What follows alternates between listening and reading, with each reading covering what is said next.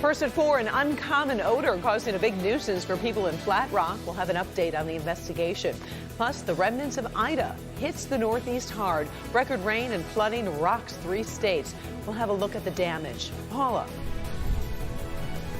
Hi, Karen. Travel and health experts alike are concerned about a potential interstate super spreader event this weekend. They're giving real information on what you can do to minimize your chance of taking COVID with you or bringing it back.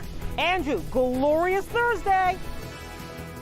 And Paula, for the second straight day in September, we're looking at more sunshine right now. Any more sunshine to come as we head into that holiday weekend? I've got the answer coming up in your weather forecast, first at 4. Live from downtown Detroit, home of WDIV and Click on Detroit, Local 4 News First at 4 starts now. Good afternoon, everybody. I'm Karen Drew. First at 4, an unusual situation happening right now in Flat Rock. Crews are investigating a mysterious odor that's become a disturbing problem for residents. The investigation happening in the southeast portion of the city, south of Gibraltar Road. Now, the odor was first detected Tuesday at one of the city's sanitary sewer lift stations. We're told people who live near the station can smell the same odor near their homes. Air quality and water samples are being taken and will be sent to laboratories in hopes of identifying what it is. We are in Flat Rock following the latest developments. We'll have a live report tonight at 5.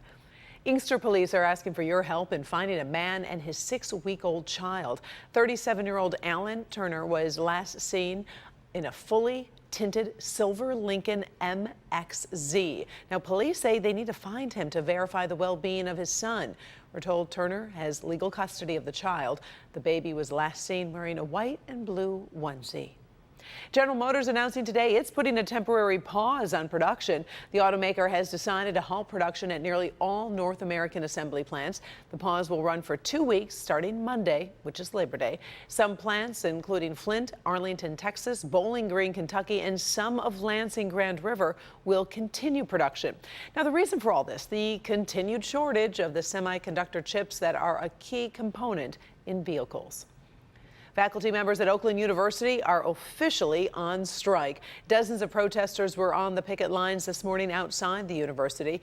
The work stoppage by professors started midnight when the two sides couldn't reach an agreement on a new contract. Contract talks resumed this morning. Teachers feel the university is not dealing with them in good faith. We want what we think is fair, and we want what, and when I say we, I mean our membership. We have discussed this extensively with our members. We've sent out surveys. Our members are very concerned about their financial livelihoods, and they're concerned about the future of the university.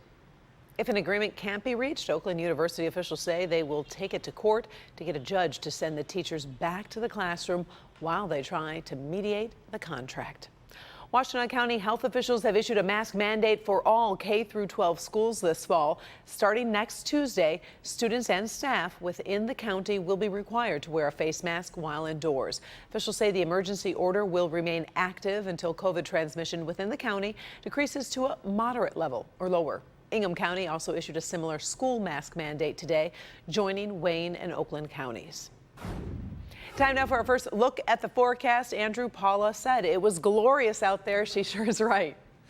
That's right. We have wonderful weather that's out there. I know you agree, and the rest of the audience, I'm sure, does as well. We've got beautiful blue skies once again, and we've got temperatures in the middle and upper 70s. Warm out there with 74 degrees for our friends over in Lapeer.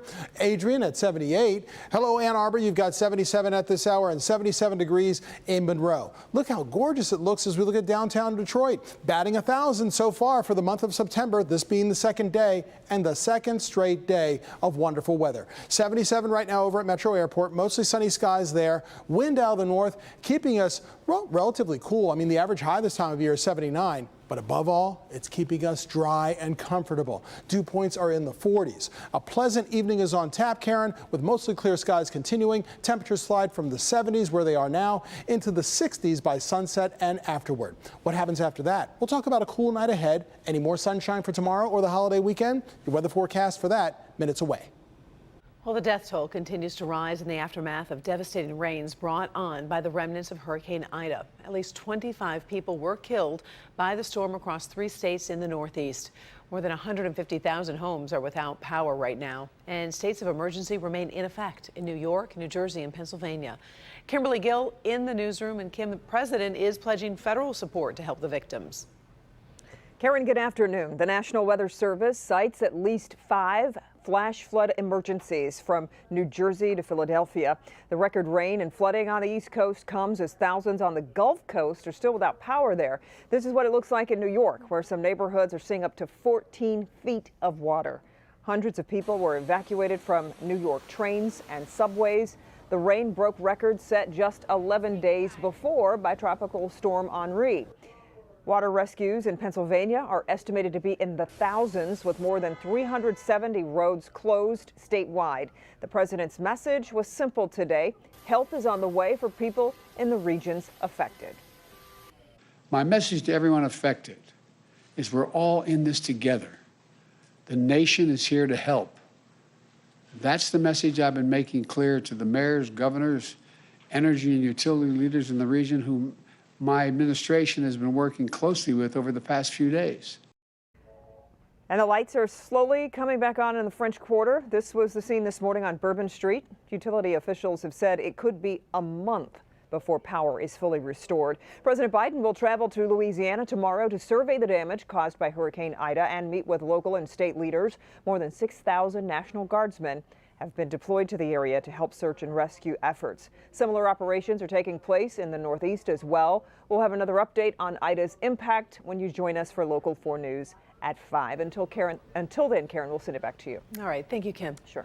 As we approach the last official getaway weekend of the summer, many people haven't traveled since the start of the pandemic. And while the CDC has recommended that you not travel if you are unvaccinated, the fact of the matter is, because the pandemic is still here, it is important to understand that travel is different right now. Completely different. Paula Tutman joins us live with information we need to know before we hit the road. Paula. Hey, Karen. Yeah, it is an absolutely gorgeous day. And what we're noticing is a lot of people gassing up, probably getting ready to head out today or certainly early tomorrow morning. And what health officials as well as travel experts alike are saying is it really is advantageous for you to protect yourself and to do your part to protect others, to really plan ahead, because travel is truly different right now. Adrian Woodland is with AAA, the Auto Club Group, and says if you're traveling long distances by vehicle, it's a good idea to pre-plan. You know, knowing restaurants that may be closed, rest stops. You know, while you're out on the roads, there may be rest stops that are normally open that actually may be closed due to the COVID-19 pandemic.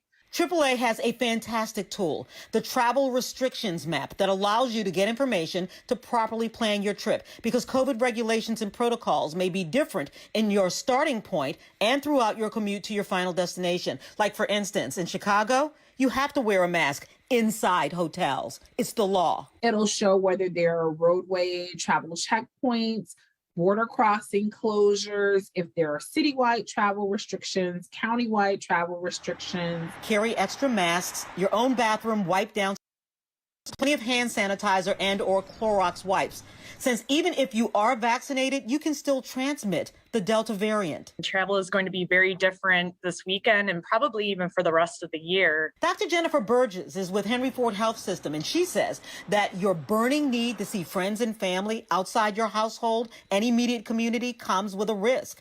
And so it's important to know vax status and masking philosophies before you go. Not to be judgmental, but to have the knowledge and the information to make an informed decision about whether it's really necessary to make that travel. Especially if you're visiting someone with children, elderly people with compromised immunities or underlying health conditions. So keep in mind that even if you're outside, if you are elbow to elbow at a barbecue, you could actually still be putting yourself and or others at risk. If you know everyone there is vaccinated, that's much lower risk. But if it's a mixed crowd and you definitely don't know, you're safest to keep a mask on besides when eating and drinking. Because at the end of the weekend, there is the potential that the entire weekend could be a super duper interstate spreader event. Yeah, you know, the physician I spoke to, she said her biggest concern really is for children who don't have, younger than 12, I should say, who don't have an opportunity to get vaccinated. You know what, everyone we're talking to, they say everybody knows the difference between hygiene and courtesy, but it's the combination of both of those things together that can really help minimize the chance to take COVID with you or bring it back with you. Karen. All right. Thank you, Paula. Coming up, first at 4, after facing criticism for his past views on the vaccine, a popular podcast host announces he has COVID-19. The controversial methods he says he used to treat the virus. Plus, a look at stories making headlines across America, including the latest on the Caldor fire, why weather conditions are helping first responders contain the blaze. But first, in good health, you may want to pick up another cup of coffee. My researchers say that extra cup of Joe may have health